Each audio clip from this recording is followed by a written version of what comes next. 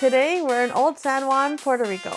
Right away, this place feels different. The colors are brighter, the streets are older, and honestly, it feels like you've stepped into a completely different world the second you get off the ship. Somewhere in this city, there's a massive castle overlooking the Atlantic Ocean. Our mission today is to explore San Juan, check out the fort, and get to our cruise ship on time, without Ubering. So the big question is, are we actually going to pull this off? Let's find out!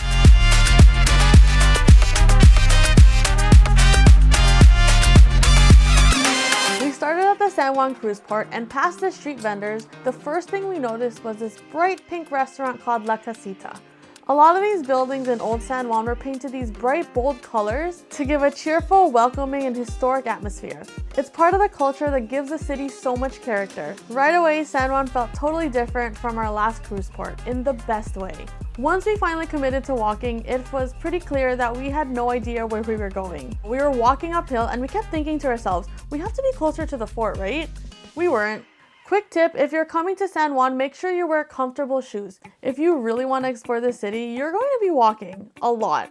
The streets are narrow, the sidewalks are tiny, and somehow everything is uphill. I promise you, it's totally worth it. Eventually, we ended up at Plaza Colón, which is also known as Columbus Circle. There's a huge statue of Christopher Columbus right in the middle, so we thought to ourselves, okay, we have to be close, right? Right from then, this city started to feel so familiar to us. Not long after that, we finally caught our first glimpse of the fort. And even if it wasn't the whole thing yet, it was enough to get us really excited about seeing it. By this point, we were walking for a while, and let's be real, I was not leaving San Juan without getting a souvenir. We ended up in this little shop with the cutest knickknacks that I really didn't need. However, I almost bought this really cute Pinocchio puppet.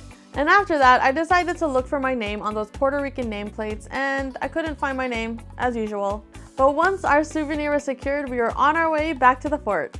As the fort came into full view, we didn't realize how massive it actually was. That's also when we found out that El Morro, the famous one that everybody talks about, was actually a 20-minute walk further. We didn't want the cruise leaving us, so we decided to stick to the closer one, which is Castillo San Cristobal. That decision worked out pretty well because we later discovered that this fortification was actually the largest military structure built by the Spanish in the New World. This site is actually ran by the US National Park Service and is $10 per person to get in. It actually gets you access to both forts. Walking up the entrance was wild. We literally could see our cruise, and it really hits you that this place has been standing for over hundreds of years. Fun fact, Castillo San Cristobal was built to protect San Juan from land attacks, while El Morro, which sits at the mouth of San Juan Bay, was there to defend against enemies coming by sea. The two forts were connected by this huge defensive wall, which were more than 50 feet thick and over 100 feet tall. As we walked into the fort, we honestly had no idea where to start. There's so much history packed into every room. You can see where the soldiers trained, where they ate, and where they slept. The living quarters looked not comfortable at all, which made it even crazier to think that people were living here long term. We climbed these narrow staircases all the way to the top, where you can see the cannon positions and the lookout points facing the Atlantic Ocean. The views were insane. From the bunker areas, you can actually see El Morro in the distance. It's wild to think that this place once protected the entire city. After all the walking, exploring, and random detours, we somehow made it back to the ship. Mission officially accomplished. San Juan gave us color, culture, and so much history.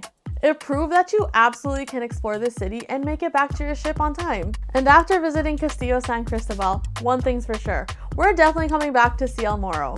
There's so much more to explore in San Juan, which is why it's my favorite cruise port and why I want to come back.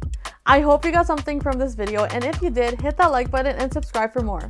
I'm always traveling, and I'm really excited to put out more videos to help you with your travel decisions. And also, just to show you some of my personal experience as well. Thanks so much for watching. Peace. Bye.